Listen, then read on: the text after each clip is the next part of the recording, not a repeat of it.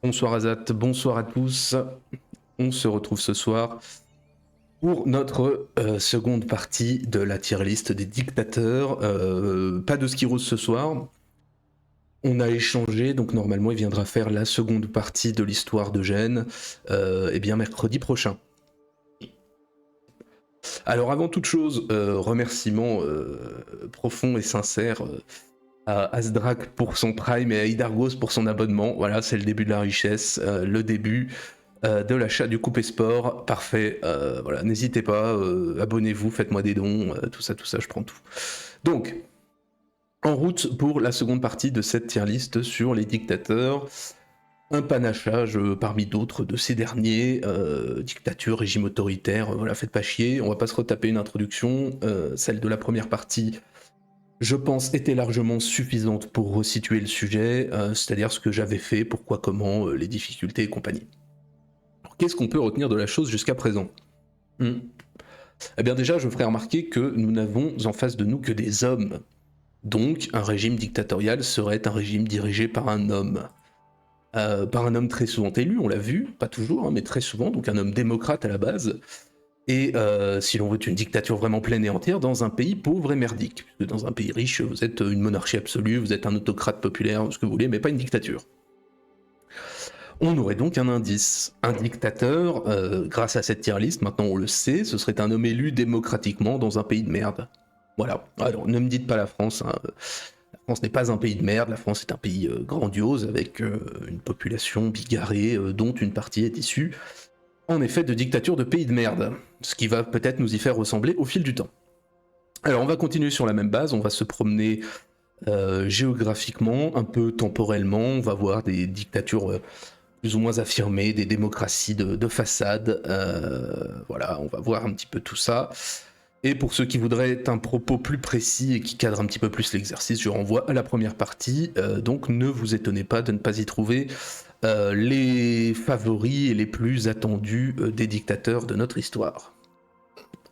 Alors, commençons. Tac, comme d'habitude, diaporama et transition. Commençons par Paul Biya. Alors, il faut le célébrer rapidement parce que eh bien, les grands hommes ne sont pas éternels, surtout lorsqu'ils ont 93 ans.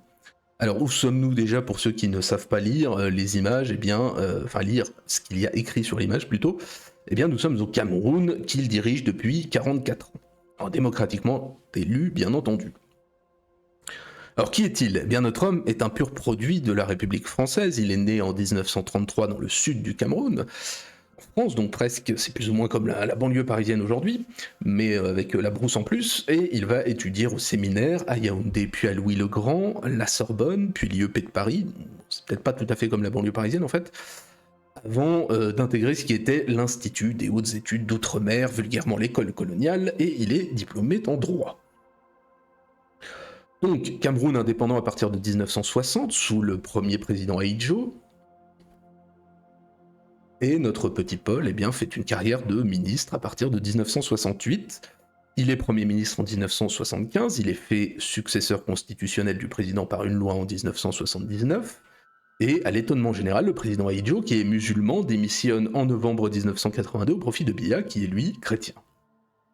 Alors, il a vraiment démissionné, hein, pour raison de santé, sans qu'on soit sûr de ce qu'il planifiait, est-ce qu'il voulait revenir après, ou est-ce qu'il envisageait Biya comme un intérimaire après avoir nommé un musulman Premier ministre, on ne sait pas, de même qu'on ne sait pas si tonton Mitterrand n'est pas intervenu pour assurer définitivement la place à son poulain. Ça va se finir néanmoins par une brouille totale entre les deux hommes, un coup d'état raté en 1984 et une condamnation à mort par contumace pour l'ancien président. Pour en revenir donc à Biya, il y a une élection en janvier 1984, il est élu avec 99,98% des voix, et à la suite de quoi donc vient cette tentative de coup d'état qui lui permet de purger le pays de ses opposants. Bon, si on veut obtenir du pognon international, il faut libéraliser un petit peu, donc les partis d'opposition sont tolérés à partir de 1990, après deux élections en 84 et 88 où il est l'unique candidat, et on va avoir une première élection multipartite en 1992, avec pour la première fois aussi une presse indépendante, incroyable. Biya obtient 40% des voix au premier tour, mais bien le truc drôle, c'est que il y aura pas de second tour. Voilà, il est élu au premier tour et on lui fera pas deux fois. Voilà, il fera de bien meilleurs scores par la suite aux élections de 97 et 2004, surtout quand l'opposition les boycotte. C'est plus simple. On peut néanmoins vivre très vieux et manquer de sagesse. Ce con, ne prévoyant pas de vivre 93 ans, avait limité le nombre de mandats à 2 dans la Constitution de 1996 et ne pouvait pas se représenter en 2011. Qu'à cela ne tienne, considérant qu'il était antidémocratique d'empêcher le peuple de voter pour lui s'il en avait envie, eh bien la limitation est abrogée en 2008. Puis en même temps, la révision accorde au président l'immunité pour les actes accomplis durant ses mandats, on ne sait jamais. Mais bon, voilà, procédure tout à fait démocratique, ce qui n'empêchera pas quelques manifestations de gueux réprimées au prix d'une centaine de morts. Mais bon, ça c'est, j'ai envie de dire, c'est coutumier. Alors bon, vous voyez que sur la photo, le camarade est un petit peu tapé, hein, on dirait plus ou moins un flan au chocolat oublié au frigo. Il est donc réélu en 2011, en 2018 et enfin en 2025, ce qui devrait l'amener à environ 100 ans. Son 8e mandat. Voilà. Élection bien entendu suivie de la fuite immédiate de son principal opposant menacé, ce qui est normal. Bon, la situation des droits de l'homme, on s'en branle, c'est en Afrique, hein. Si vous mourrez pas abattu par la police, vous mourrez d'une maladie du Moyen-Âge qui existe nulle part ailleurs. Du point de vue de l'économie, le Cameroun c'est un pays qu'on annonce plus ou moins émergent dans 10 ans, tous les 10 ans. Ce qui pourrait peut-être se faire s'il n'était pas corrompu jusqu'à la moelle. Mais pour un pays d'Afrique noire, le Cameroun c'est quand même effectivement le haut du panier. Le pays connaît une croissance, on va dire annuelle soutenue. Le PIB est pas si dégueu, mais on sait que derrière les chiffres, eh bien, il y a la réalité de la redistribution de la population vivant sous le seuil de pauvreté, etc. Mais ça explique aussi un petit peu le fait qu'il reste au pouvoir et qu'on n'ait pas non plus une opposition trop vindicative, puisqu'on voit... Et 44 ans qu'il est là, on voit une amélioration légère, j'imagine que ça suffit à la population. Bon, en termes de dictature, c'est un petit peu un entre-deux, puisque de point de vue constitutionnel et électoral, bon, tout est régulier, mais disons que la Constitution lui offre des pouvoirs très étendus. Du point de vue, disons, des observateurs, il est dépeint comme un des vrais dictateurs africains. Que ces élections sont toujours discutées quant à leur crédibilité, et parce que son pays pue la merde, et lui passe plusieurs mois de l'année à l'hôtel en Suisse. Bon, est-ce que ça caractérise une dictature ? Non, c'est vrai. Le fait que l'on prenne 2 ans de prison après avoir écrit un livre sur la première dame du Cameroun, qui est d'ailleurs un phénomène, on connaît ça aussi en France, hein, donc on peut pas dire grand-chose. Hop, je vous la mets là. L'épouse bien connue, Chantal Vigouroux, hein, de père français bien connu pour sa coiffure et pour avoir 36 ans de moins que le président. C'est une sorte de trône nu inversé, on va dire. Le fait que la communauté anglophone se prenne des tampons à chaque fois qu'elle manifeste contre l'imposition du français partout, est-ce que c'est un problème ? Je ne crois pas. Tant pis si ça dégénère après en guerre civile. Hein. Voilà, dans les faits, le Cameroun a un vrai souci depuis des années pour constituer un État unitaire. Est-ce que c'est un problème aujourd'hui si le fils est vu comme le successeur du père ? On va dire non, hein, s'il est élu démocratiquement, tout va bien. En fait, Biya va pousser le vice démocratique assez loin pour être peinard. Vous voulez de la démocratie ? Le gouvernement va subventionner des dizaines de micro-partis de merde pour diluer les voix. On a 300 partis politiques au Cameroun avec une majorité qui sont directement financés par l'État pour juste siphonner les voix de l'opposition, pendant que Papy bourre un peu les urnes juste assez pour que ce ne soit pas trop scandaleux. De la même façon, quand il monte... une opération anticorruption, c'est bien entendu contre des concurrents ou des fidèles devenus un petit peu trop encombrants pour avoir un petit instrument de pression. Il a quel âge le fils ? Il est dans la cinquantaine, je crois, si j'ai pas de conneries, mais tu sais, je me souviens plus, mais je crois qu'il y en a plusieurs et je crois qu'il est dans la cinquantaine. Il me semble.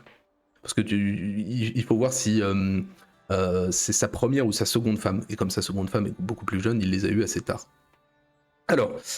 on avait parlé de ce bon vieil Hassan al-Bolkiah la dernière fois. Polo, lui, c'est le chef d'État non royal au pouvoir depuis le plus longtemps. Dans les faits, il arrive à être élu en état de quasi-légume. Hein. Le mec, comme vous voyez sur la photo, a des taches de vieillesse qui lui poussent sur la gueule, on dirait mon chat. Alors clairement, c'est un régime autocratique avec un mec qui a 95 ans et qui est au pouvoir depuis 45 ans, mais qu'on laisse tranquille parce que le Cameroun est un pays important et copain de beaucoup de gens, dont nous, hein, d'ailleurs. C'est un pays ultra corrompu, mais ça pose pas tellement de problèmes. Il n'y a pas non plus de gouvernement, puisque le mec est tellement en Suisse que le conseil des ministres se réunit à peu près tous les 2 ans.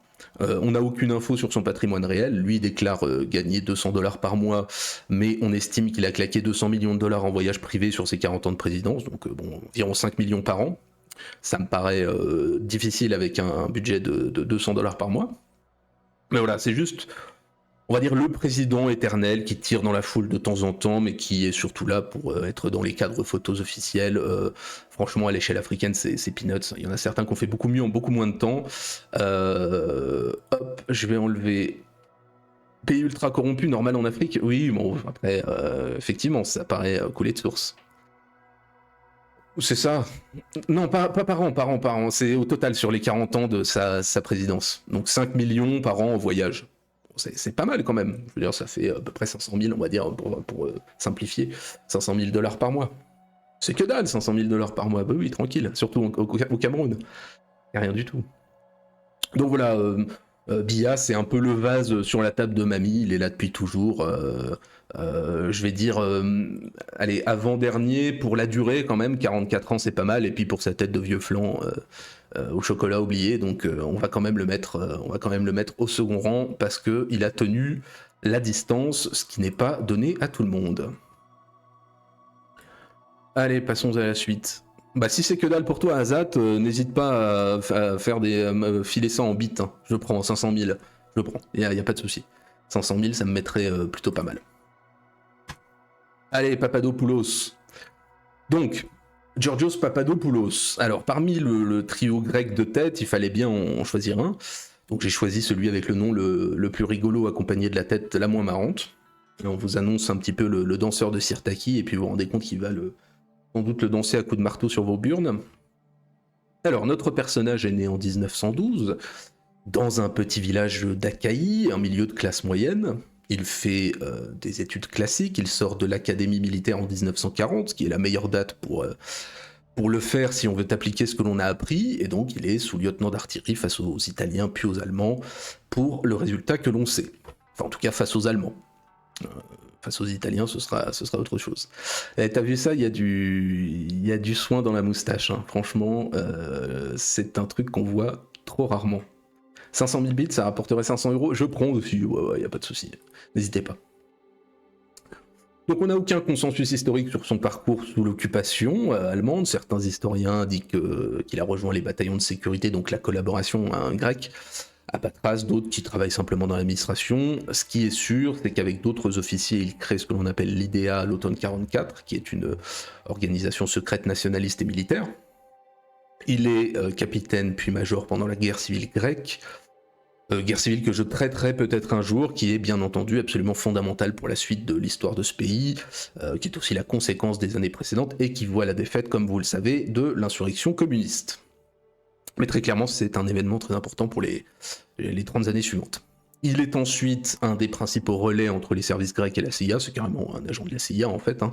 L'atmosphère, comme vous le savez, celle de la guerre froide. La Grèce comme la Turquie font partie des marges instables du temps. Même si en fait la menace interne communiste du fait de la défaite de l'insurrection est assez faible et que l'instabilité du pays repose plus sur des ambitions personnelles qu'autre chose. Au milieu des années 50 en Grèce, eh bien, on a déjà notre lot de coups d'État manqués, de structures paramilitaires et de renseignements partout. Enfin, vous connaissez le topo sur les réseaux anticommunistes dans toute l'Europe. On va avoir des tensions continues, notamment un fait important, l'assassinat du député de gauche Grigoris Lambrakis en 1963. Je vous ai mis l'image, les funérailles seront suivies par 300 000 personnes, et qui donnera lieu au film Z de Costa Gavras que peut-être certains d'entre vous ont vu. Mais bon, il sert de symbole à la gauche, hein, dans le fond, un mort c'est pas la fin du monde, mais il faut des symboles, c'est important. En 1965, on a ce que l'on appelle les Iuliana, qui sont les événements de juillet, une crise constitutionnelle très importante qui fait suite à l'élection pour la première fois des centristes au détriment des conservateurs, avec l'opposition du roi, en même temps qu'un scandale, on va dire, politique dans les partis du centre, qui va conduire à la peur dans l'armée d'une alliance entre ce centre-là et les socialistes pour former une majorité. Ce qui va nous amener aux événements de 1967, année bien pendant laquelle Papadopoulos est promu colonel. Le 21 avril, c'est donc le coup d'État avant les élections, avec tout un ensemble d'officiers intermédiaires et bien la dictature des colonels qui viendra. Alors, ce coup d'état classique, un char dans les rues, unité mobile pour arrêter les responsables politiques, militaires et tous les sympathisants de gauche connus. Il y aura 10 000 arrestations dans la nuit. Enfin voilà, en une nuit, la Grèce est prise. C'est là qu'on voit la puissance des réseaux gladiaux. C'est pas faux. Une dictature, c'est effectivement quand les gens sont communistes. Excellent film. Ouais, je sais pas, mais c'est peut-être que j'étais déjà trop droitier, mais même enfant, j'avais tendance à être du côté des méchants, moi. Je sais pas pourquoi. Bien, alors pourquoi les colonels déjà? Bien parce qu'ils sont ceux qui sont restés au pays et ont donc connu moins d'avancement que ceux qui se sont exilés avec le roi Georges II après l'invasion allemande. Et donc qui dit rester au pays, bon, dit souvent effectivement cohabitation et collaboration avec les Allemands. Le roi qui, perdu au début, va un petit peu entériner la chose, qui jouera beaucoup dans l'abandon futur de la monarchie, et qui répondra ensuite par un contre-coup d'État qui échouera et il va être forcé à l'exil. Mais nominalement, eh bien, le régime, ça reste une monarchie jusqu'en 73. La junte va en fait se contenter de nommer un régent pour occuper la place et va faire avaliser cette transition par un référendum à 92% de oui. Soit les Grecs en avaient très envie, soit le résultat a été trafiqué, je ne me prononcerai pas. Donc, nonobstant Papadopoulos est l'homme fort du régime, il est Premier ministre et ministre de la Défense et des Affaires étrangères avant d'être régent de Grèce à partir de 72. Alors, pour quel régime ? Comme tout régime militaire conservateur, c'est une révolution nationale, là contre le communisme et le parlementarisme, le plus drôle étant que les deux principaux idéologues sont d'anciens marxistes. Bref, voilà, c'est tradition contre matérialisme et aussi un petit peu de racialisme et d'obsession du passé grec antique et orthodoxe. Bon, identité grecque après tout. Hein. Les libertés constitutionnelles sont immédiatement supprimées, les tribunaux deviennent militaires, la démocratie est finalement démantelée très facilement en quelques jours. Alors on va avoir beaucoup d'emprisonnement, beaucoup d'exil, pas mal de torture aussi, avec les meilleurs spécialistes du temps, hein, c'est du niveau Guantanamo. Donc voilà, on a des milliers de personnes qui sont très vite emprisonnées et torturées. Dans les premiers mois de la junte, tout devient arbitraire, mais on n'est pas non plus au niveau eh bien, des voisins de derrière le rideau de fer. Papadopoulos, en fait, est plutôt un modéré dans le régime. Il a l'ambition de mettre en place des réformes. La plupart des réformes vont être bloquées par, on va dire, les éléments les plus radicaux.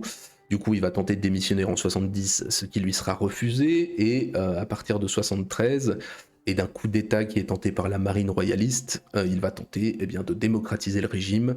La monarchie est abolie. Il est investi comme président confirmé par un référendum en 73.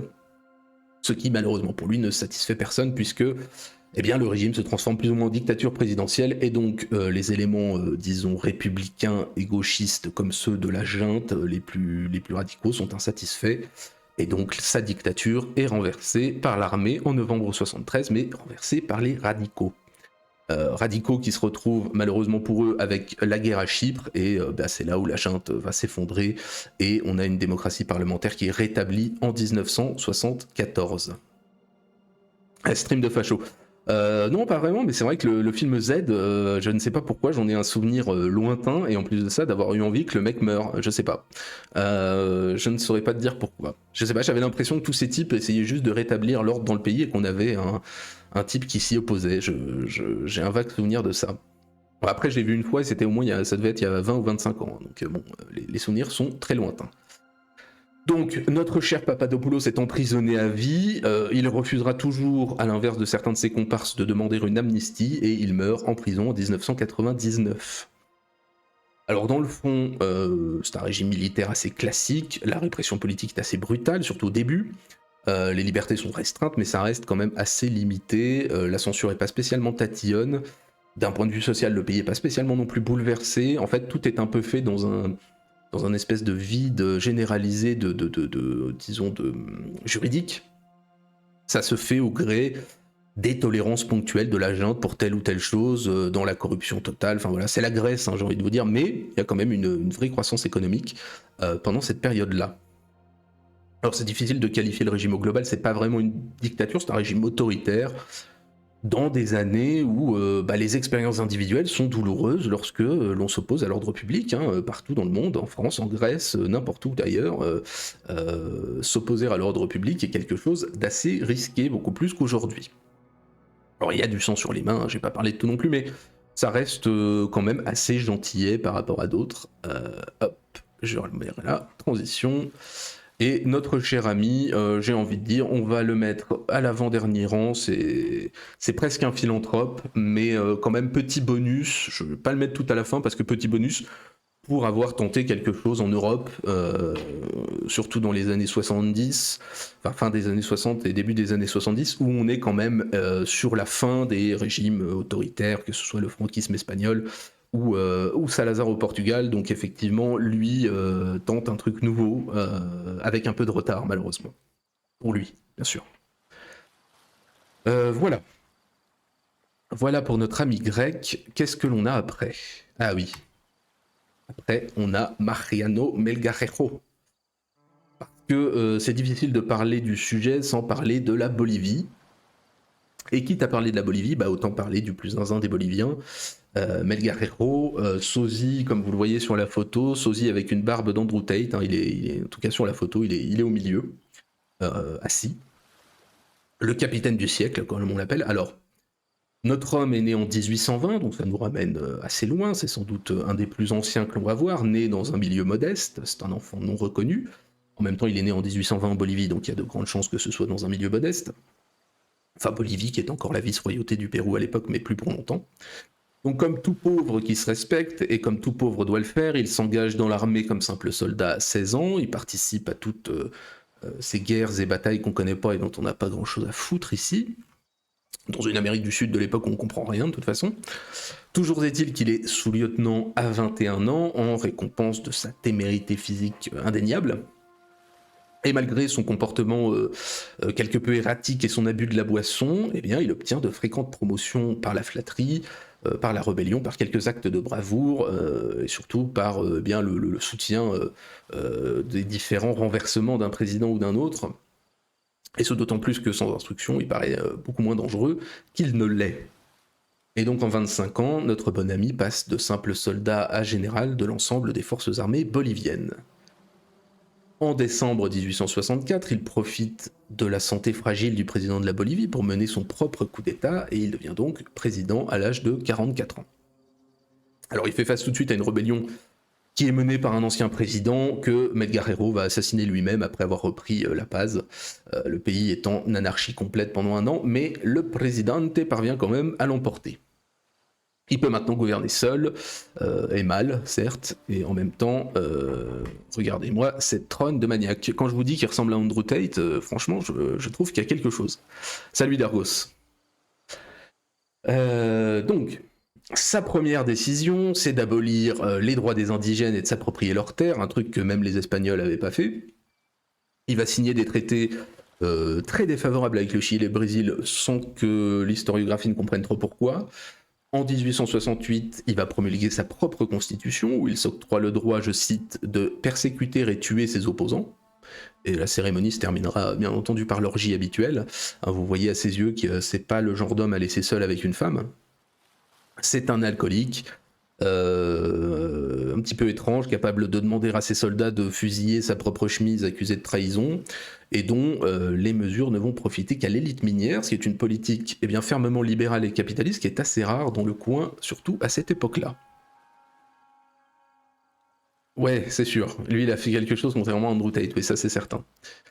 Ceci étant dit, sa fin est assez tragique et assez grotesque. Donc, bref, avant d'en arriver à sa fin, en 1870, on va mettre ça à son crédit, il demande à ses généraux d'envahir immédiatement des hommes défendre Paris. Malheureusement, il ne savait pas situer la ville sur une carte, il va rassembler 3000 hommes pour traverser la jungle amazonienne et rejoindre l'océan Atlantique. Et il va comprendre très vite que c'est en fait beaucoup plus compliqué que prévu. Malheureusement pour lui, au même moment, la ville de Potosi se rebelle, il va la ravager, mais c'est bientôt toutes les grandes villes qui se soulèvent. Rébellion qui exige bien la restitution des terres expropriées aux communautés, ainsi que le respect de la propriété foncière indienne. Faut savoir que, effectivement, si l'on a fait ça, c'est que c'est les élites dirigeantes soutenu par Melgarejo, considérait ce système de propriété foncière autochtone absolument absurde, incapable d'apporter le progrès au pays, et invoquait l'égalité devant la loi, donc les mêmes droits de propriété pour les indigènes et les blancs, en lieu et place de l'inégalité que l'on avait hérité des institutions coloniales qui protégeaient les indigènes. Voilà, malin le progrès. Bon, inégalité qui n'était pas très en adéquation avec les Lumières, certes, mais qui était surtout un système de protection pour nos amis des Andes. Voilà, mais bon, c'est comme ça. Nonobstant son armée d'élite, lui est vaincu, il fuit au Chili. Il apprend que sa maîtresse s'est réfugiée au Pérou, il va passer des jours entiers à la supplier de le recevoir devant son immeuble, jusqu'à ce que le frère de cette dernière ne vienne l'abattre, fatigué de l'entendre geindre devant sa porte.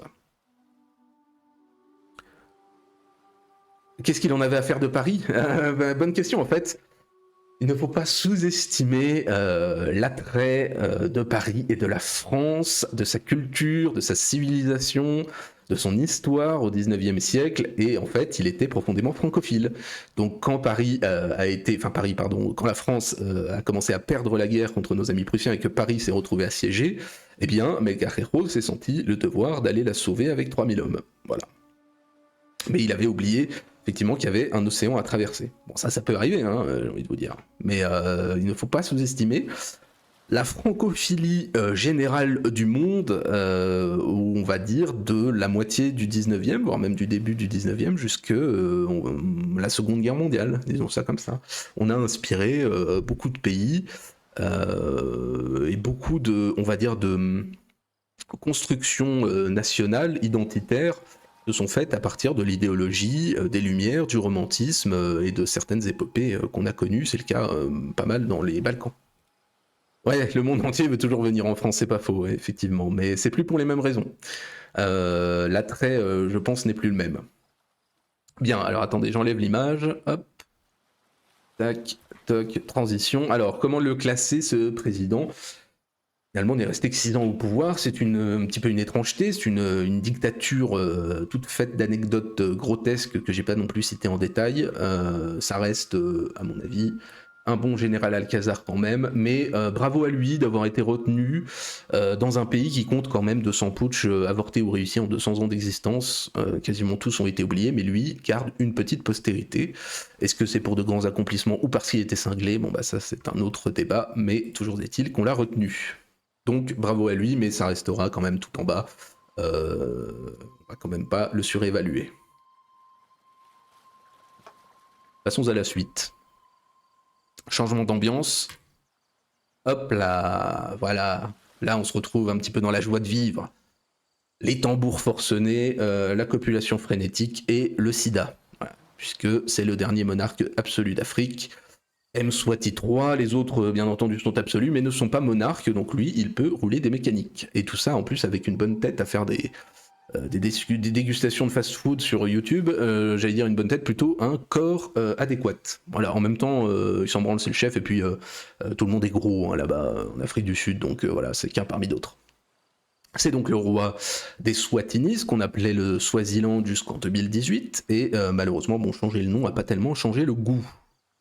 Il est né, notre cher ami, en 1968, il est couronné roi du peuple Swazi en 1986, et il récupère un état pourrave, mais déjà bien dressé par son père, qui gouvernait par décret, avait supprimé le parlement et tous les partis politiques, comme ça c'était fait.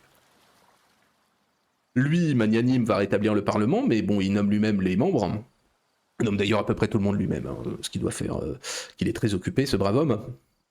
Et puis il va mettre aussi en place une constitution en 2005 pour remplacer l'état d'urgence qui était en vigueur depuis 1973, ce qui en faisait une urgence pas trop urgente du coup. Bon voilà, après elle vaut ce qu'elle vaut la constitution du pays, ne m'en veuillez pas, je ne l'ai pas lue. Alors, quel est l'état de son pays après 40 ans de règne ? Bien, vous voyez ici une des deux capitales, Mbabane. C'est sympa, mais en fait pas trop. Curieusement, c'est de la merde. Parce que plus de la moitié de la population vit avec moins de $2 par jour, le taux de chômage dépasse les 30%, 10% de la population est en état de malnutrition, l'agriculture est majoritaire dans le pays avec un rendement qui est absolument dégueulasse, des pratiques complètement esclavagistes, notamment dans le sucre, qui est la principale ressource du pays, hein, le travail des enfants, conditions du Moyen-Âge, voilà, bon bref, rien ne va quoi, tout le monde a le sida. Ce qui est embêtant quand même, hein, je crois que c'est 25% de la population qui est séropositive, il fait quand même beaucoup. L'espérance de vie à la naissance dépasse à peine 50 ans, ce qui en fait, de ce point de vue-là, ponctuellement le pire pays du monde. Et quasiment tout le secteur économique est entre les mains bien d'un petit nombre, notamment de Sud-Africains qui viennent y trouver une main-d'œuvre pas chère. Voilà, c'est une poubelle. Sous contrôle total de l'État, enfin de l'État, de la famille royale, parce que bon, l'État c'est un grand mot, voilà, c'est leur poubelle. Ça ne dérange pas notre cher roi, qui est connu pour ses nombreuses frasques. Bon, dire le régime a tendance à l'arbitraire et à la torture, à la détention et à l'exécution extrajudiciaire, mais ça c'est un classique, hein. Si on peut plus s'amuser en Afrique, il y aura plus beaucoup d'endroits dans le monde pour le faire. Notre bon roi, non, est plutôt connu pour avoir 15 femmes et 35 enfants. Bon, il a été accusé d'en avoir kidnappé certaines, mais bon, ça c'est pareil, il faut bien se marier un petit peu. Bah 2 dollars par jour, oui, ça suffit, effectivement. Ça va, ça c'est pas mal, effectivement. Et vous voyez ici, donc sa dernière épouse en date, si je ne dis pas de bêtises, qui est la fille de Jacob Zuma, qui est l'ex-président d'Afrique du Sud, mais qui est surtout Zoulou. Mariage qui donc est fait pour souder les liens avec les Swazis. Voilà, on est plus ou moins au Moyen-Âge. En même temps, son père, notre brave Mswati, son père Sobouza II a régné 82 ans, il a eu 70 femmes et 210 enfants. Je crois que c'est le plus long règne officiel de tous les temps. Bon, bref. Il n'empêche, ça l'a quand même incité, quand même, notre Mswati en 2001, face à la progression du sida, de faire un rite sacré et d'interdire pendant 4 ans les relations sexuelles à tous les habitants de moins de 18 ans. Décret qu'il a lui-même, bien entendu, rompu 2 mois plus tard en engrossant une jeune fille de 17 ans. Ce qui n'empêche pas non plus d'interdire le divorce et la mini-jupe, tout en conviant des milliers de jeunes filles à la danse du roseau pour les voir agiter leur nichon, mais bon, c'est comme ça. La problématique, en fait, de fond, c'est plutôt son train de vie, pas forcément adapté aux ressources du pays. C'est un euphémisme, vous l'aurez compris. Hop. Le budget du ménage royal, enfin du ménage royal, des ménages royaux, des ménages royales, ça représente des dizaines de millions d'euros, 10% du budget de l'État en théorie, sa fortune personnelle est estimée à plusieurs centaines de millions d'euros, il fait régulièrement des dépenses somptuaires avec les fonds publics, il a un A340 comme jet privé personnel, ce qui a coûté le quart du budget annuel de l'État, enfin, c'est un pillard quoi, qui a des intérêts et des parts dans la plupart des secteurs économiques du pays par des fonds d'investissement. Voilà, c'est le pire des deux mondes en fait, c'est un gros lard en paréo qui s'envoie des adolescentes toute la journée dans un des pires pays du monde. Voilà, l'Afrique c'est vraiment imbattable, c'est la déprime sidéique, c'est une horreur. Alors oui, on peut faire pire comme dictature, mais est-ce qu'il y a vraiment besoin? T'as un quart des gens qui ont le sida, un tiers qui sont au chôme du, une moitié de la population sous le seuil de pauvreté, enfin c'est l'enfer africain. Rien que pour ça, on rêve tous de sa vie dans le fond. Non, pas du tout. Absolument pas, non. Non, vraiment pas. Déjà, faudrait être africain, donc non merci, ça me va très bien comme ça. Voilà, donc deuxième rang, à titre personnel, j'ai envie vraiment de l'embrocher dans un kebab et de le dégraisser, donc non, c'est vraiment le pire des deux mondes, c'est atroce. Mais non, je sais pas si c'est la vie de rêve. Après, pourquoi pas, hein, être en paréo toute la journée, bon, oui, ok, se balader en A340, j'en sais rien, ça me fait pas rêver, ça me fait pas rêver. Bien, allez, on continue le diapo, hop, transition, et on change d'univers, parce que moi je trouve qu'il y a des types comme ça, injustement méconnus, dans des pays injustement méconnus. Nous parlons de Todor Zivkov. Tout le monde s'en fout de la Bulgarie. Les dirigeants communistes de la guerre froide sont tous plus ou moins assimilés à des types en costume de tergal avec des lunettes noires, des étoiles à la boutonnière et qui roulent dans des bagnoles en fonte des années 50, avant de disparaître du jour au lendemain pour être remplacés par des sosies. Vous me direz que Zivkov correspond exactement à la description, mais la différence c'est que Todor, lui, eh bien, il est au pouvoir pendant 35 ans. Il a le plus long mandat du bloc de l'Est après 45, je crois qu'il dépasse Tito de quelques mois. Et puis les esprits chagrins d'étudiants diront que les républiques populaires étaient démocratiques, c'est exact, tout comme Joule a du talent, vous avez le droit de croire à la vertu performative des mots. Donc, notre Todor, t'es pas sûr de quoi? Ah, la Bulgarie. Ouais, mérite d'être mieux connue, ouais, effectivement, et la Bulgarie mérite vraiment d'être mieux connue. Je suis d'accord, mais pas trop quand même. Alors, donc notre Todor, il est né en 1911 dans une famille paysanne, il adhère en 1928 aux Jeunesses communistes avant de rejoindre le Parti ouvrier en 1932, Parti ouvrier qui deviendra le Parti communiste dont il est assez vite un responsable local. Après le coup d'état militaire en Bulgarie en 1934, le parti est interdit, lui n'est pas inquiété, et les nombreuses arrestations qu'il collectionne et le fait qu'il soit toujours relâché laissent planer un petit peu le doute quant à une collaboration avec les autorités, ce qui est appuyé notamment par son retrait de la vie politique jusqu'en 1942, mais peu importe. Il fait néanmoins partie de la résistance bulgare pendant la Seconde Guerre mondiale, où on retrouve bien la trace de son activité, même si sa nature est fortement discutée. Il est commandant adjoint de la zone de Sofia, et bien entendu, il prend part au coup d'État du 9 septembre 1944, même si là aussi, encore une fois, son activité réelle est débattue entre sa biographie officielle et la réalité des témoignages, qui va en gros de participants à pas participants du tout en fait. Ça dépend de la personne que l'on interroge.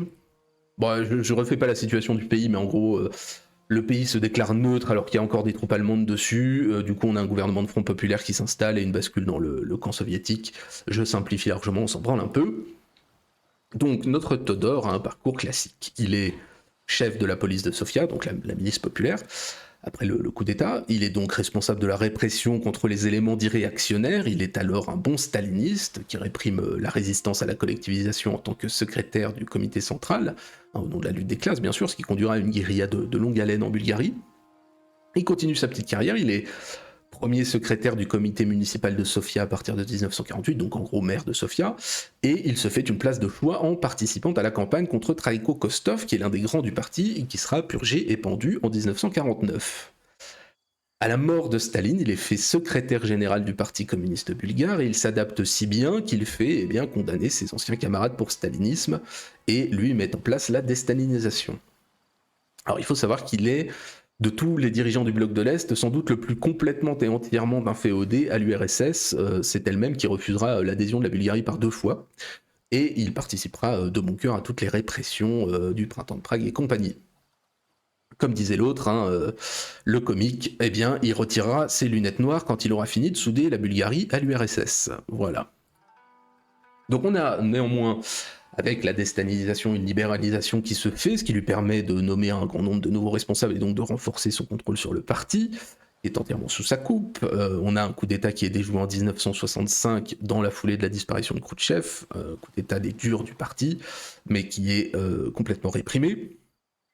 Alors, économiquement comme socialement, la Bulgarie, comme tous les pays du bloc de l'Est, connaît quand même, c'est vrai, une amélioration tangible, vu d'où ça part. On passe d'un immense pays paysan, 80% de la population est rurale au sortir de la Seconde Guerre mondiale, à un délire communiste industriel habituel.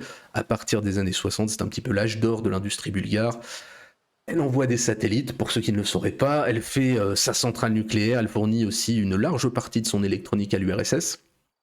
Le problème, c'est qu'elle est ultra dépendante de l'état économique de l'URSS et qu'à partir de la fin des années 70, comme on le sait, ça se pète quand même bien la gueule et couplé à la corruption, la bureaucratie, à l'incompétence, le pays va se fossiliser et rester plus ou moins à la fin des années 70 jusqu'à aujourd'hui, en fait. Et voilà, de l'espérance de vie au bien de consommation, la Bulgarie, grâce au communisme, devient plus ou moins un pays classique de l'Est qui sort du Moyen-Âge pour entrer au 19e, dont il n'est toujours pas sorti. Ceci étant dit, il faut être honnête, avec la fin du bloc de l'Est, la problématique, c'est comme partout, c'est la privatisation sauvage, les détournements et compagnie, enfin voilà, l'économie générale s'effondre aussi à cause de ça. C'est pas que la faute du système soviétique, lui il t'emmène aux années 70, puis après il te cryogénise en 74.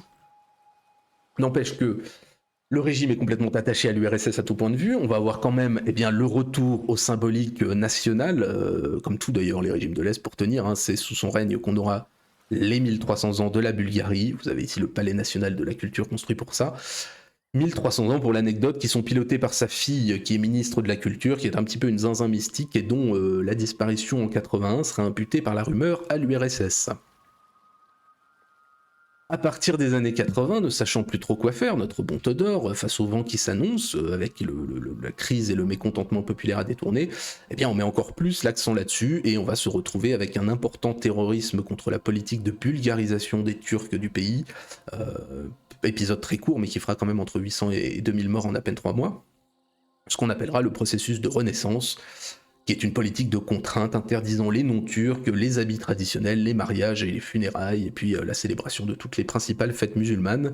Et on a 350 000 personnes qui vont quitter le pays pour la Turquie en 1989, dans ce qui s'apparente à un petit nettoyage ethnique mais propre, voilà, sans atteindre de niveau de violence de certains des voisins. En plus, ils reviendront pour moitié parce que la Turquie c'est pas mieux, mais leur départ en masse, ça va profondément déstabiliser un pays déjà en cours d'effondrement et qui choisit une perestroïka à la bulgare comme une espèce de poule sans tête. Et finalement, c'est à partir de là qu'il s'achemine vers sa fin, il démissionne, il est mis en minorité, et puis donc il se barre en 1989, le socialisme est en cours d'effondrement de toute façon. Hop là. Il sera poursuivi plus tard, il fera quelques années d'assignation à résidence et il meurt en 1998 avant tout procès. Néanmoins, eh bien, il fait partie aujourd'hui des figures les plus appréciées de Bulgarie, qui est un des pays les plus nostalgiques du communisme et de loin. Pourtant, ça reste un régime pas très rigolo. La police politique est omniprésente, s'y pratique les mêmes choses qu'en URSS, mais qu'on connaît beaucoup moins dans les pays satellites, à part peut-être pour l'Allemagne de l'Est et éventuellement pour la Pologne. Et peut-être la Roumanie de Ceausescu, enfin voilà, on connaît ça ponctuellement. Mais on a par exemple un goulag bulgare qui est constitué dès 1945, complètement similaire au système soviétique. On a rien qu'entre 48 et 53, 25 000 personnes qui y sont déportées. De la même façon, on pratique l'assassinat ciblé, hein, le plus connu étant celui de l'écrivain dissident Markov, hein, Georgi Markov à Londres en 78, le meurtre au parapluie, d'où le parapluie bulgare pour ceux qui connaissent. Hein, voilà. Le parapluie, tout à fait. Le parapluie de Cherbourg et le parapluie de Sofia. Néanmoins, voilà, un Zivkov, second rang, avant-dernier, on va pas non plus le surestimer. Bon, la Bulgarie, par principe, hein, ça fait pas rêver, peu importe le régime d'ailleurs, hein, mais bon, c'est pas non plus... c'est le bloc de l'Est habituel, on a vu pire, il y a quand même pas... Il y a mort d'homme, mais pas non plus génocide. Il y a des familles turques. Ouais, bah ouais, ok, ouais. Pas de blagues sur les yaourts non plus, non. Non, je devais en faire des blagues sur les yaourts. Moi, je suis contre cette stigmatisation facile. Voilà, ici, on n'est pas dans les raccourcis. On va pas commencer à parler de couscous à chaque fois qu'on parle d'Algérien ou ce genre de choses. Je suis contre. Alors, hop, diapo, on enchaîne. Tac, voilà. Alors, on reste dans l'orbite communiste, ils ont le droit d'en avoir une aussi, mais on déménage vers le Turkménistan. Il n'y a absolument aucune raison de parler du Turkménistan, à part pour découvrir un dirigeant sorti de l'asile. Donc là, on est sur l'archétype même du type qui a rongé son frein sous un communisme qui ne pouvait pas lui laisser exprimer la plénitude de ses talents, on va dire. Et donc, quand le communisme est un garde-fou, vous savez que vous allez avoir un problème.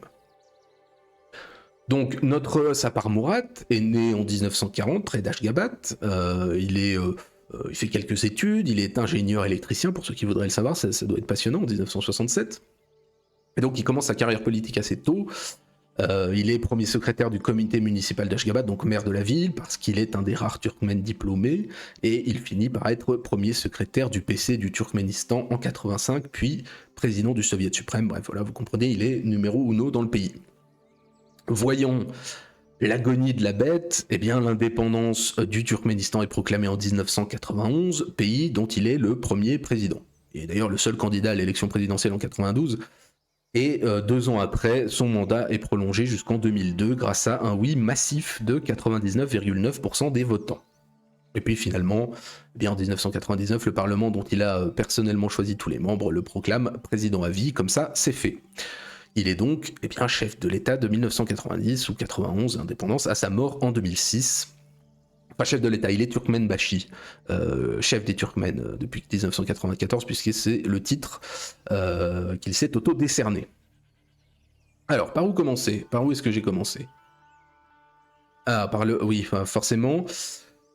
Le Runama, qui est littéralement un ouvrage, alors supposément écrit par lui, et qui est une espèce de petit livre rouge de la nation turkmène, et qui est une lecture obligatoire, absolument dans tous les domaines de la vie, à l'école, les fonctionnaires devaient le connaître pour être embauchés, on devait le connaître aussi pour passer le permis de conduire, ne me demandez pas pourquoi, il a même tenté de l'imposer à la place du Coran dans les mosquées, mais ça n'a pas marché. C'est un livre philosophico-biographico-historico-zinzin, où il nous dit que le Turkménistan a inventé la roue. Enfin bon bref, voilà, c'est sa grande œuvre. Alors on pourrait dire que le pays s'est développé, je vous mets ici, hop, la capitale, ça fait très nouveau riche. C'est vrai, il a pu compter sur la rente gazière et pétrolière et compagnie, mais ça, c'est pas rigolo. Alors, c'est vrai que l'économie se développe, voilà, c'est très bien. On a une économie planifiée, tout est centralisé, mais avec les mannes énergétiques, bon, ça se développe, c'est super. Mais ce qui est plus rigolo, eh bien, c'est le régime absolument délirant de culte de la personnalité qu'il met en place et toutes les décisions de zinzin qu'il prend. Je vais vous en faire un petit panachage incomplet. J'ai noté un petit peu une partie de la folie du régime. Donc, je vous cite. Il a interdit le playback en 2005, il a banni les chiens de la capitale, il a instauré le jour du melon parce que c'était son aliment préféré, il a changé le nom des mois et des jours de la semaine pour coller à son bouquin, il a interdit de fumer dans tous les lieux publics après avoir été obligé lui-même d'arrêter, il a fermé tous les hôpitaux du pays en dehors de la capitale et toutes les bibliothèques parce que, selon lui, je le cite, les Turkmènes ne lisent pas. Il a interdit les autoradios, les jeux vidéo, il a interdit l'opéra, il a interdit le cirque, il a remplacé le mot pain par le nom de sa mère, il a remplacé le serment d'Hippocrate par un serment personnel à son endroit, et puis il a interdit les études doctorales. Voilà. J'aurais pu en noter d'autres, mais c'est déjà pas mal. Et donc le culte de la personnalité qu'il met en place est complètement dingo. Il a fait aussi changer le nom de la plupart des villes et des bâtiments publics à son nom et à celui de sa famille. Et il a collé, une magnifique statue rotative de lui-même dans la capitale. Et en plus de ça, c'est une dictature totale. Il utilise, voire complètement illimité, pour établir ce qui est à l'époque un des régimes les plus répressifs du monde, sans opposition, sans droit constitutionnel, avec un contrôle total. Enfin voilà, il combat tous les opposants, aussi bien libéraux que religieux. La plupart sont achetés ou disparaissent. On a l'héritier du KGB, qui est une police politique délirante dans le pays. Avec bien entendu népotisme et clientélisme forcené. Il n'y a plus que des hôpitaux dans la capitale, mais tout ça c'est réservé aux fidèles du régime. Et sous sa présidence, eh bien, la liberté de la presse le place avant-dernier entre Érythrée et Corée du Nord. Et bien entendu, il est corrompu jusqu'à la moelle avec des milliards de dollars d'avoir dans des banques du monde entier. Voilà, c'est un des régimes les plus extravagants de ces dernières années. Couplé à une totale dictature personnelle dans un pays complètement étatique dans son fonctionnement. Enfin, c'est vraiment Genghis Khan en costume et alcoolique. Hop. Et à savoir qu'en plus de ça, lui succède un autre zinzin, Berdi Mohamedov, Arkadag, lui le protecteur, qui fait peu ou prou la même chose, mais un tout petit peu moins excentrique, il fait les mêmes statues géantes, il remplace les livres de Niazov par ses torchons à lui, il est toujours complètement corrompu, il a fait une statue de chien de 6 mètres de haut en or parce qu'il aime les chiens dans la ville, il a ordonné la mise en fourrière de tous les véhicules noirs de la capitale parce qu'il considère que le blanc porte bonheur, et quand il a quitté le pouvoir, c'est son fils qui lui a succédé en 2022, enfin voilà, le Turkménistan est vraiment un pays de déglingo. Hop, et de fait, on va le mettre quand même au deuxième rang parce que on ne transige pas avec les cinglés quand même, hein. Je pense qu'il le mérite. Interdire les chiens en ville, je suis ok, oui. Ouais, mais le problème c'est que son successeur, lui, il adorait les chiens et il fait des statues de chiens en or de 6 mètres de haut, donc il n'y avait pas trop voilà, de continuité entre les deux. Ah, j'ai oublié de faire la transition. Voilà, vous voyez notre ami Niazov qui va aller tout en haut. Obliger le melon. Bah, c'est le jour du melon, voilà. C'est le jour du melon. Voilà, et je m'abstiendrai de faire des blagues qui vont me faire avoir des soucis. Ok, passons à la suite. Ah, Mengistu.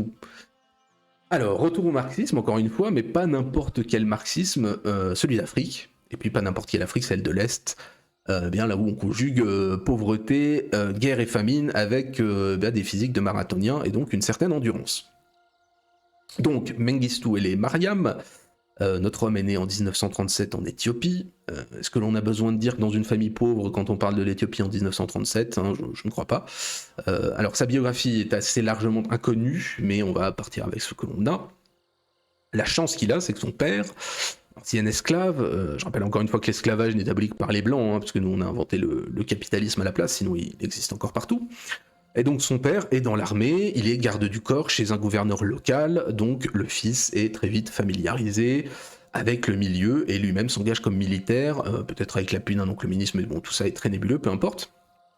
Mais on ne s'appesantira pas là-dessus, mais comme vous le voyez, il est très noir, ce qui ajoutera enfin ce n'est pas un jugement, mais ça ajoutera une donnée raciale dans son régime, et dans un pays, l'Éthiopie, où le noir trop noir est plus ou moins assimilé à l'esclave, ce qui décidera en partie de son orientation politique et son inimitié pour quelques-uns de ses concitoyens.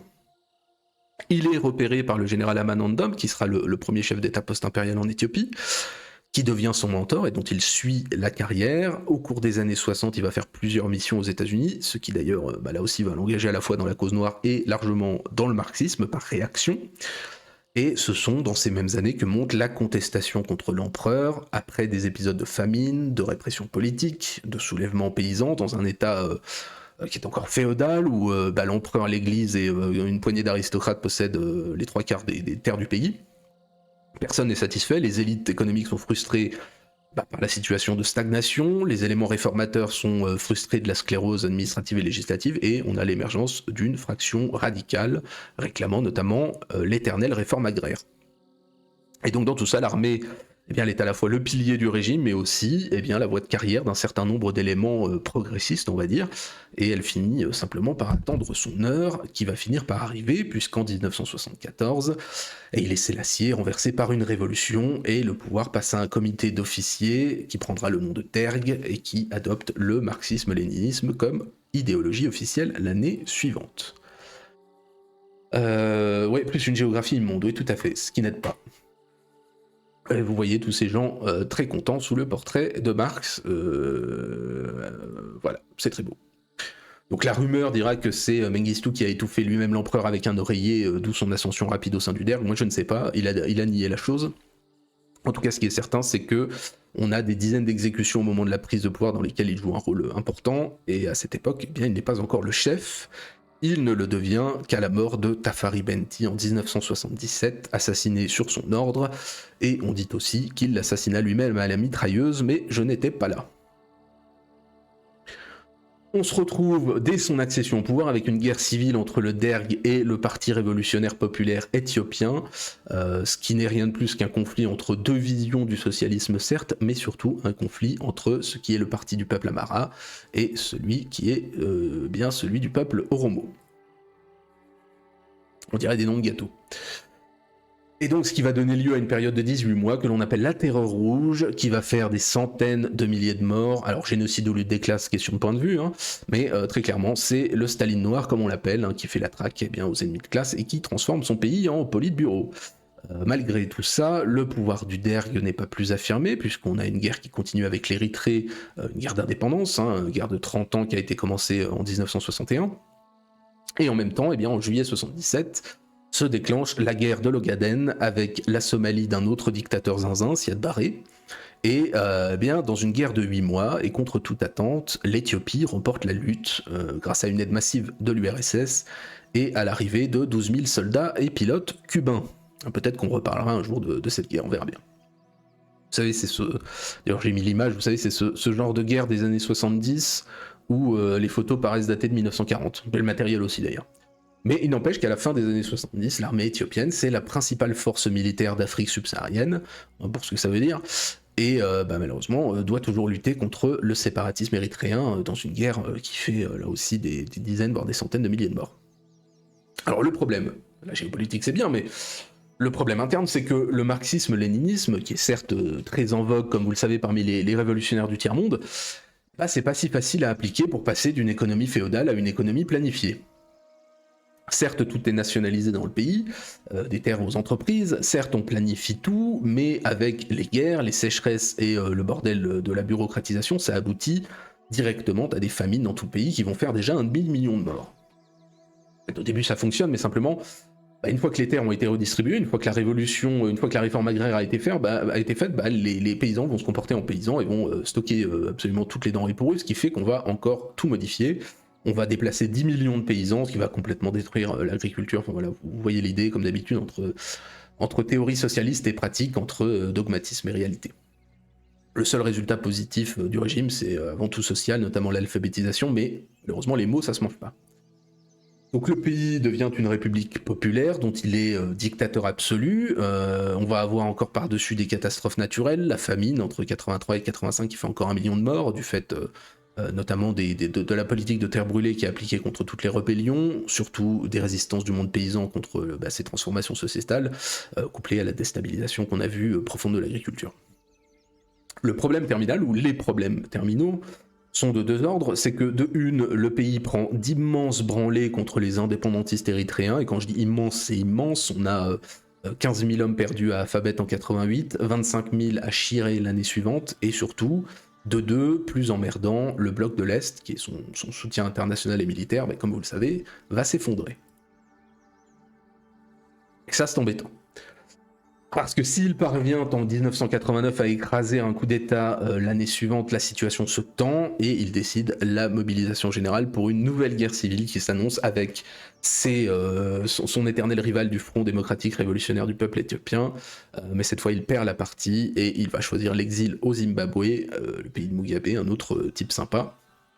Où il est toujours, je crois, si je dis pas de bêtises, peu importe, mais son régime, très clairement, est responsable directement de centaines de milliers de morts, sans parler des guerres et catastrophes naturelles, sinon ça se compte en millions, voilà, donc c'est un bon zinzin, le Négus Rouge, le communiste qui aimait s'asseoir sur le trône de Ménélique, et qui mérite, je pense, de fait, hop, transition, son premier rang, voilà, parce que certes c'est l'Éthiopie, mais ça reste quand même un bon petit socle, au moins d'1 million de morts directs, hein, donc voilà, alors au poids l'éthiopien ça se divise peut-être par deux, mais quand même, voilà, donc je trouve qu'il mérite tout de même d'être tout en haut.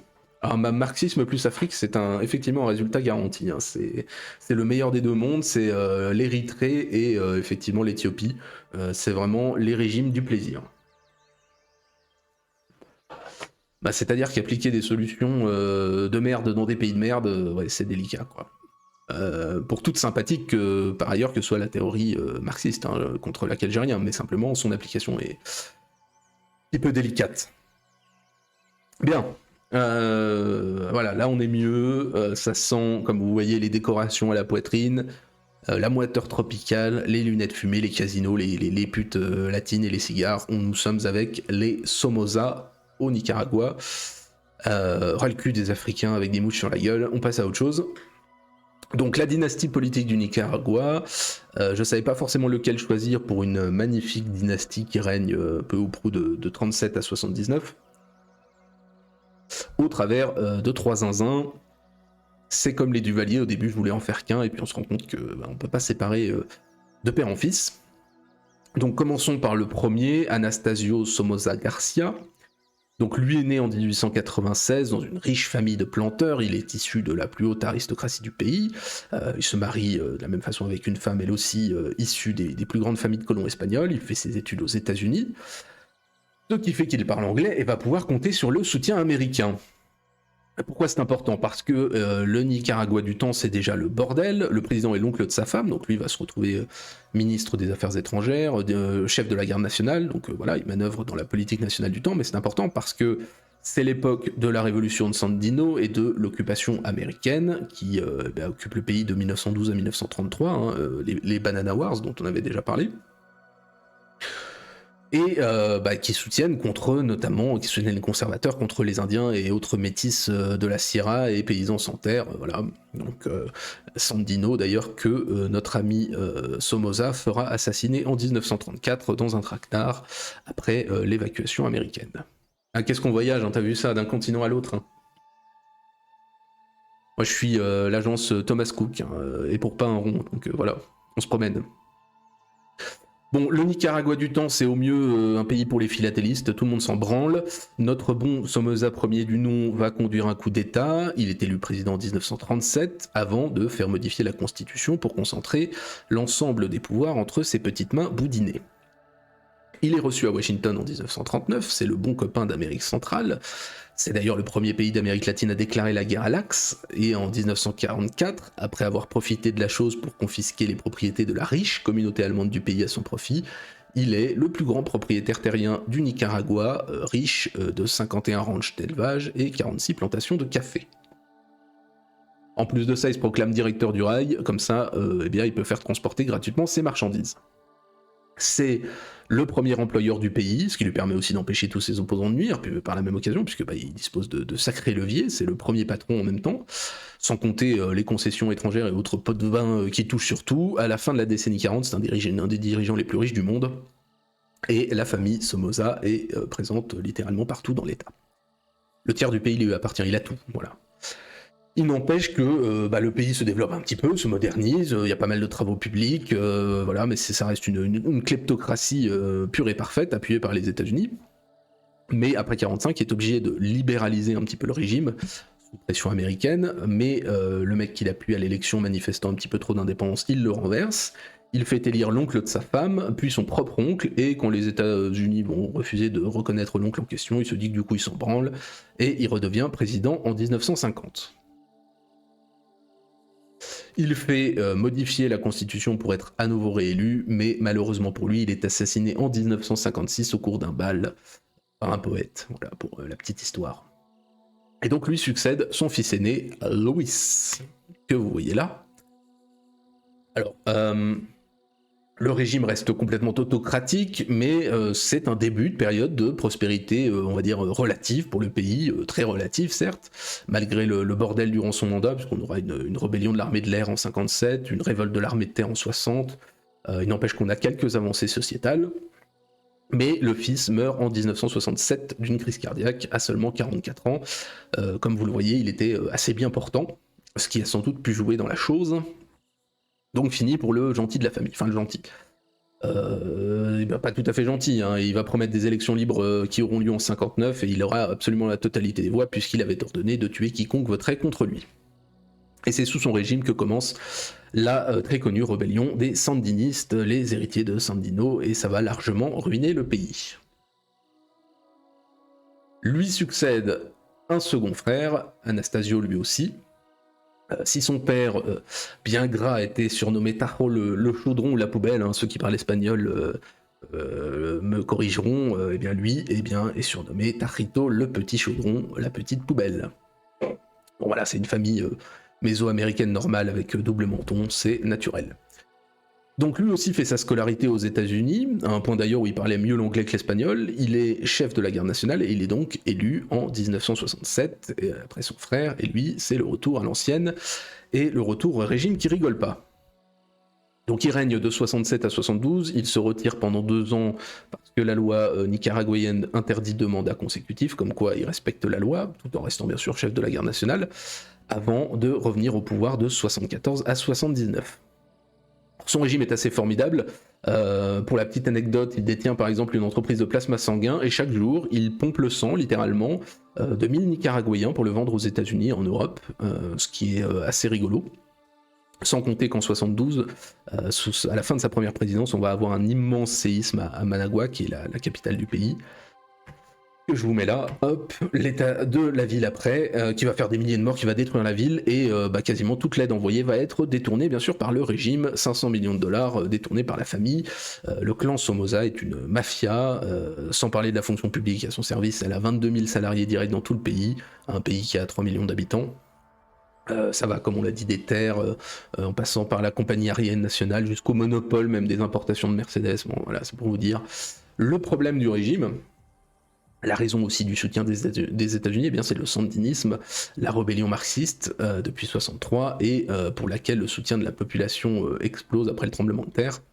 Et ce, alors que le soutien américain, lui, va cesser, notamment après l'assassinat retransmis à la télévision par la garde nationale d'un journaliste américain. Ça va donner lieu à une guerre civile quand même assez dingo, puisque entre les sandinistes et les contras par la suite, ça va durer de 61 à 90. Et on a sans doute 75 000 morts et des centaines de milliers de réfugiés dans un pays qui compte à l'époque, on va dire entre le début et la fin, de 2 à 4 millions d'habitants sur la période. Ouais, on dirait Dresde avec plus de soleil, ouais, c'est pas faux, effectivement. Là, comme quoi, l'homme peut s'ériger en espèce de démiurge lui aussi et faire aussi mal que la nature. Voilà, ce sera la leçon du jour, Hydargos. Bref, malgré la loi martiale et la censure et le durcissement du régime, et puis le soutien aussi de quelques pays voisins, les sandinistes vont finir par s'imposer. Donc notre ami démissionne, il se barre avec le trésor du pays, il se réfugie au Paraguay, dont on va reparler, armé d'une fortune qui se compte en milliards, en même temps il possédait 20% des terres du pays. Et eh bien notre ami Anastasio, deuxième du nom, est assassiné un an plus tard à Asunción, donc au Paraguay, par un commando sandiniste argentin payé par Castro, l'ennemi juré des Somoza, hein, et finit mitraillé dans sa Mercedes et pulvérisé au bazooka. Alors, hop, j'enlève le diapo et la transition. Alors, il ne faut pas le sous-estimer, hein, contrôle total sur la vie économique du pays, népotisme délirant, pillage du pays, qui en plus laissé dans un état avec la guerre civile qu'il y a, ou en tout cas la guérilla, dans un état du tiers-monde complet, le développement économique ne profite qu'à une poignée d'élus, il n'y a quasiment pas d'eau potable dans tout le pays, une population dénutrie, l'espérance de vie dans les années 60 qui dépasse pas 50 ans, c'est la merde. Voilà, bon, on a quand même une sympathique dynastie qui va rester 40 ans au pouvoir, mais voilà, pour la mise en coupe réglée du pays, on va quand même les mettre en plein milieu. C'est un beau clan, les Somoza. Il faut pas les sous-estimer, ils ont fait de grandes choses. Alors, diapo. Ah oui. Allez, premier, dernier africain. En même temps, c'est le 19ème, il n'y en a plus qu'un dernier après. Moi, j'y peux rien si le continent est si riche en figures hautes en couleurs. Enfin, elles sont monochromes, mais vous avez compris l'idée. On pourrait faire une tier list sur tout le continent, donc je le ferai un jour, bien entendu. Donc, ce cher Teodoro Obiang Nguema Mbazogo est un médiocre. En effet, il n'est que le deuxième dirigeant non royal en fonction depuis le plus longtemps au monde, puisqu'il doit s'incliner devant cette outre momie dont on a parlé, Paul Biya. Encore que ça se discute, parce que Biya avant être Premier ministre, mais peu importe. Donc notre cher Teodoro est né en 1942 dans ce qui est alors la Guinée espagnole, ce petit état méconnu. Il fait des études modestes et surtout il s'engage dans la garde coloniale du pays, il va passer par l'académie militaire de Saragosse et il a la chance de faire une bonne carrière puisque c'est son oncle, ça se répète, qui est le premier président du pays indépendant en 1968. Oncle qui est lui aussi un bon zinzin au sens strict, hein, il était fou. Genre de mec qui interdit le port des lunettes dans les rues, on sait pas pourquoi. Arrivé en 1979, le pays part en vrille, tout le monde se rend compte que le président est dingo, et après qu'il ait ordonné notamment l'assassinat d'un frère d'Obiang, eh bien, ce dernier renverse son oncle qui est condamné à mort. Et pour l'anecdote, eh ben, on devra faire appel à des soldats étrangers pour le fusiller parce que les locaux craignent les pouvoirs magiques de l'ex-président. Voilà. Oui, je vous dis, c'est l'Afrique. Spolier quelques richesses, ça s'entend, mais détruire son propre peuple, c'est non. Tout à fait. Je suis engagé en politique. Ouais, t'es pas obligé de... T'es pas obligé de le préciser, hein. Je pense que même sans être engagé en politique, effectivement, sur l'échelle du dirigeant, s'en mettre dans les fouilles est sans doute plus acceptable que s'en prendre à son propre peuple, ce qui explique pourquoi Pol Pot est tout en haut dans cette tier list, hein, puisqu'effectivement, comme Mengistu d'ailleurs, parce que c'est pas la corruption qui les met tout en haut, hein, bien entendu, hein, c'est le fait effectivement d'avoir génocidé leurs propres citoyens, ce qui est tout à fait inexcusable. Donc, au début, notre cher Ambiang fait libérer les prisonniers politiques. On croit que le mec est sympa, bon, perdu. Le conseil militaire prend fin en 1982. On a une constitution civile et il est élu second président de la Guinée équatoriale, étant aidé par le fait d'être le seul candidat.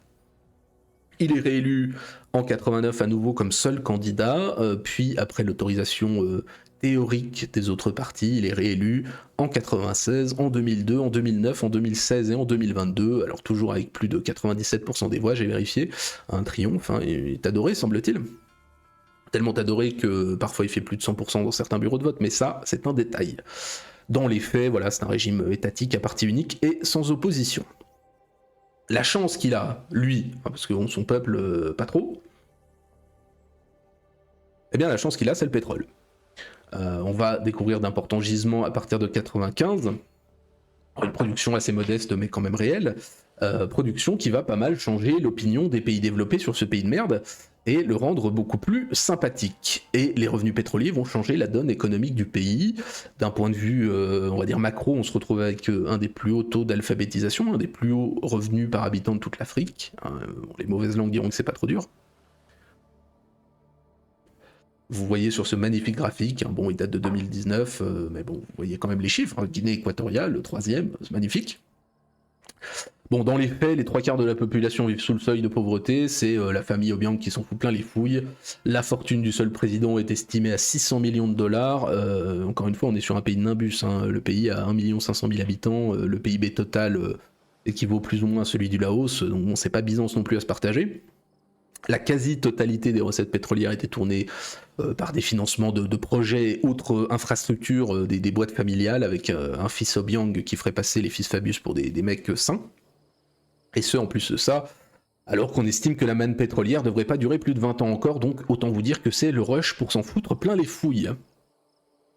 Alors, hop, je vous mets l'image, tac, parce que en 2012, notre cher El Presidente décide d'une nouvelle capitale pour remplacer l'ancienne Malabo, et donc pour briller en société, vous saurez que Ciudad de la Paz est officiellement la nouvelle capitale depuis le 2 janvier dernier. Elle est sur le continent, à l'inverse de l'ancienne qui était sur une île. Je suis incapable de vous dire si elle est vraiment finie. Je peux par contre vous dire qu'on peut douter de la pertinence d'un tel projet dans un pays où il n'y a aucune infrastructure de base dans le reste des régions. En tout cas, ça illustre bien la rencontre des projets démesurés et du réel.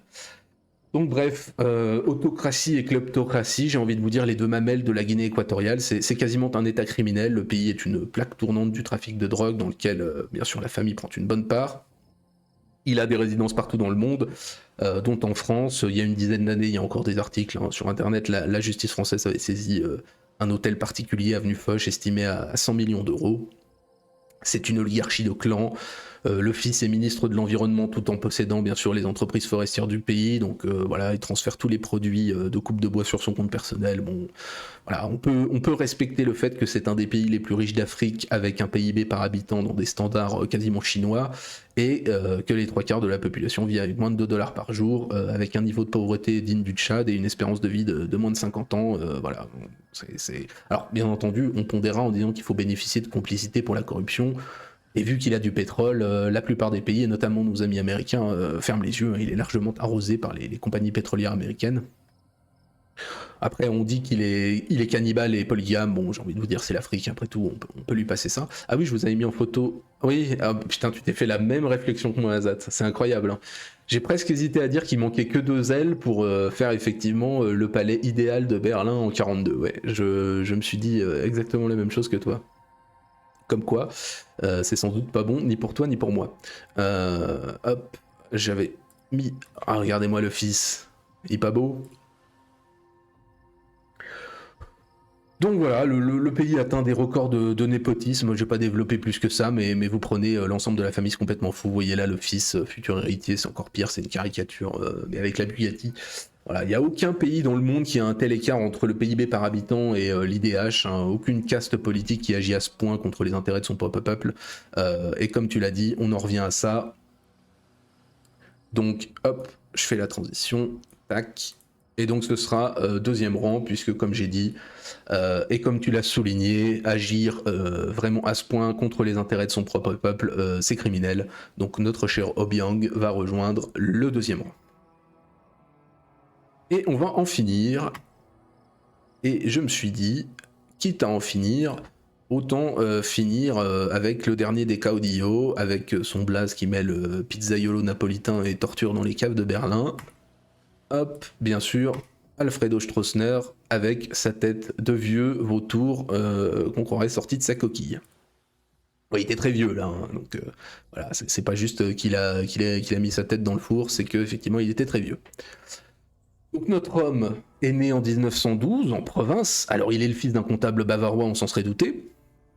Il entre très jeune dans l'armée, il sort à 20 ans de l'académie militaire comme sous-lieutenant, et bien entendu, étant paraguayen à cette époque, il participe à la guerre du Chaco, où il s'illustre et où sa carrière s'accélère. En 1940, il est colonel, c'est un proche du président de l'époque qui règne en dictateur jusqu'à la guerre civile de 47, qui est encore un épisode méconnu et que je connais pas, mais peu importe. Tout ce que je sais, c'est que le gouvernement l'emporte grâce à lui. Il va louvoyer avec les politiques, il est général de brigade en 1948, donc il a 36 ans, le plus jeune d'Amérique du Sud, et puis il est chef des forces armées l'année suivante. Et donc il n'y a pas besoin d'être devin pour savoir ce qui va arriver, ce qui doit arriver, le coup d'État et la prise de pouvoir en 1954 face à une stagnation économique et à des tensions politiques continuelles dans le pays.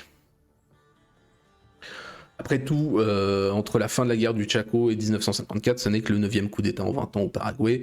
Ça devait être temporaire, mais ça va durer 34 ans. Il se retrouve, bien entendu, candidat unique du seul parti autorisé, le parti Colorado, qui est le grand parti du Paraguay, le parti conservateur, qui a quasiment toujours le pouvoir depuis la fin de la Seconde Guerre mondiale, et qui devient plus ou moins le parti État. Alors plus que le parti Colorado, c'est le parti Stroessner, voilà, puisqu'il en fait son parti, avec adhésion obligatoire pour la plupart des gens. À partir de 1959, l'état de siège est instauré, il ne sera absolument jamais levé durant tout son régime, il sera renouvelé tous les 90 jours, ce qui permet d'arrêter n'importe qui et de le détenir indéfiniment sans procès. Alors il faut dire qu'il arrive à son crédit, il arrive au pouvoir dans des conditions économiques difficiles, avec des oppositions à droite et à gauche.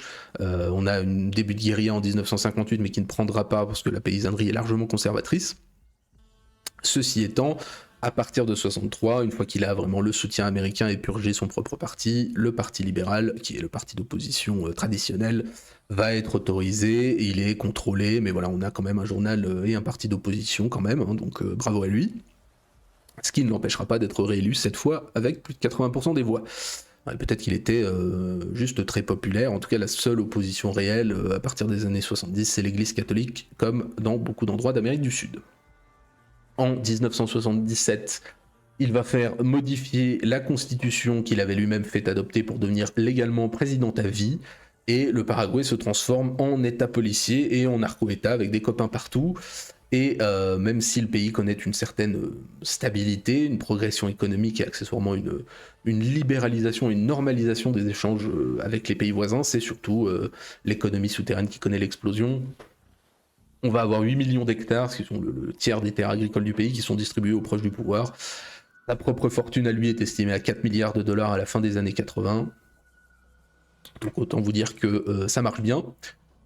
Oh, la vie n'est pas forcément dingue, on va avoir 2 millions de Paraguayens qui vont se faire la malle durant son régime, il va s'en prendre aux autochtones, sa dictature va coûter la vie à quelques milliers de personnes parce que c'est un membre actif de l'opération Condor, qui est un magnifique exemple de coopération internationale sur lequel on reviendra un jour et qui conduit effectivement à torturer pas mal de gens qui ne pensent pas bien. Et en sus, eh bien notre ami Stroessner, ce qui est peut-être un petit peu moins connu, a la tendance à aimer les filles très très jeunes. C'est un dégénéré sexuel pédophile absolu. Même Epstein aurait hésité à être copain avec lui. Mais bon, c'est l'Amérique du Sud, donc ne jugeons pas, ce sont d'autres mœurs. Ceci étant, il garde le plein soutien américain pendant très longtemps, vu son anticommunisme forcené, et ça va se compliquer à partir du milieu des années 80 parce que bien, le régime est trop anachronique et parce qu'il est un petit peu trop impliqué dans le trafic de stupes et le blanchiment d'argent, trafic de stupes largement à destination des États-Unis. D'ailleurs, à noter qu'il sera aussi très copain d'Israël, malgré ses sympathies personnelles qui vont plutôt vers l'Allemagne de 42. En même temps, son père était allemand. Historiquement, le Paraguay, si vous voulez savoir, c'est le premier pays à autoriser la création d'un parti national-socialiste en dehors de l'Allemagne. Puis il accueillera aussi bon nombre d'anciens de la grande aventure rigolarde et philanthrope du Troisième Reich. Et ce, même si en passant, son propre régime à lui, c'est une dictature sans réelle idéologie, mis à part l'anticommunisme. C'est un nationalisme conservateur de l'ordre social et de l'autorité de l'État, tout ce qu'il y a de plus classique. Ce qui fait qu'on a pu avoir de magnifiques rencontres entre notre ami Stroessner et De Gaulle. Stroessner qui, sur la photo, ressemble plus à Bernanos qu'à lui-même. Mais peu importe. Il n'empêche que les meilleures choses ont une fin, et c'est son propre gendre, qui est général, qui va le renverser par un coup d'état en 1989 et qui réinstaure la démocratie, parce qu'on n'avait surtout pas envie qu'un de ses deux fils, l'un est toxico et l'autre homosexuel, ce qui est embêtant, que l'un des deux lui succède. Donc lui va se barrer au Brésil, qui refusera de l'extrader, et il finit par mourir en 2006. Et d'ailleurs, comme Pinochet, il est plutôt une figure positive dans son pays, parce que eh bien, les gens s'en branlent de la démocratie et s'en branlent de la torture tant qu'ils ne sont pas touchés personnellement. Ce qu'ils veulent, c'est bien vivre. Et effectivement, la croissance économique sera continue sous son régime, avec un boom à la fin des années 70, à partir notamment de la construction du gigantesque barrage d'Itaipú sur la frontière avec le Brésil. Et il y a un vrai développement des infrastructures, malgré la privatisation au profit d'un clan d'une grande partie de la terre. Il y aura aussi beaucoup de distributions qui seront faites notamment aux anciens soldats, ceux qui ont fait leur service militaire, et puis accessoirement, ce qui est important, il a apporté une certaine stabilité à un pays qui avait connu 22 présidents entre 27 et 54. Donc il a le second plus long règne en Amérique du Sud après notre ami Fidel. Et si ça doit se payer par quelques milliers de morts et une dizaine de milliers de tortures en 30 ans, bon, j'ai envie de vous dire, ça file du boulot à tout le monde. Aux pompes funèbres comme aux escadrons de la mort, donc vous devez dire que les Paraguayens en avaient rien à foutre. Hop, voilà, et ben écoutez, avant-dernier rang, c'est un classique pédophile conservateur, comme il y en a tant dans nos contrées. Donc voilà pour cette tier list. Ah, je voulais rendre quand même, si. Attendez. Tac, transition. Regardez-moi cette belle image. Je voulais terminer quand même par un hommage.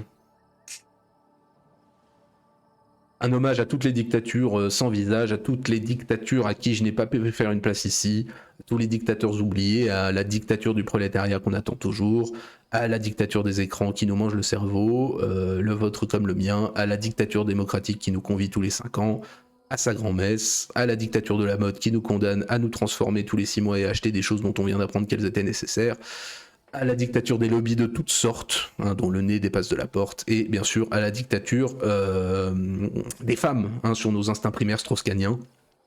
Voilà, tout ce qui soumet derrière le paravent des régimes, des coups d'annuaire et des crevettes Bijard, la vraie soumission, celle aux normes et aux attentes de ce monde pourri. No pasaran les fachos, viva la révolution, hasta la victoria, sempre. Voilà. Maintenant que c'est fait, on en a fini pour ce soir. Tier liste donc définitive et absolue des dictateurs. Les seuls, les vrais, ne venez pas me parler des Allemands et des Italiens, c'est du théâtre. C'était juste pour s'occuper en Europe pendant quelques années parce qu'on n'avait rien d'autre à foutre. Donc, programme terminé sur les dictateurs. Vendredi, on se retrouve pour la première partie sur Hearts of Iron 4, le mode Kaiserreich. Pour le moment, on est 9 joueurs, donc c'est toujours ouvert. N'hésitez pas à venir vous inscrire sur le Discord. Et puis, dimanche, alors j'avais dit qu'on parlerait anticipation russe, mais non, j'ai dit une bêtise. Sachez que dimanche, nous parlerons homosexualité et Deuxième Reich. Voilà, je laisse un petit peu planer le mystère et le suspense, comme disait la Funky Family, sur le sujet, mais nous parlerons effectivement des invertis et du Kaiser. Donc voilà pour dimanche et mercredi prochain, donc normalement, Styros viendra continuer son histoire de Gênes, la deuxième partie et un petit peu la renaissance de la ville. Le fils héritier. Non, du tout. Non. Tu verras bien. Ce n'est pas le fils héritier, nous parlerons d'autre chose et sous un autre angle qui va devenir peut-être récurrent une fois dans l'année sur les onanismes et découvertes au travers d'une affaire, disons, politique. Ouais, je tease. Mais tu sais, maintenant je suis devenu streamer professionnel, j'ai des abonnements, j'ai des machins, donc tu vois, je commence à apprendre, comme disait Didier Bourdon, les trucs des comédiens. Voilà.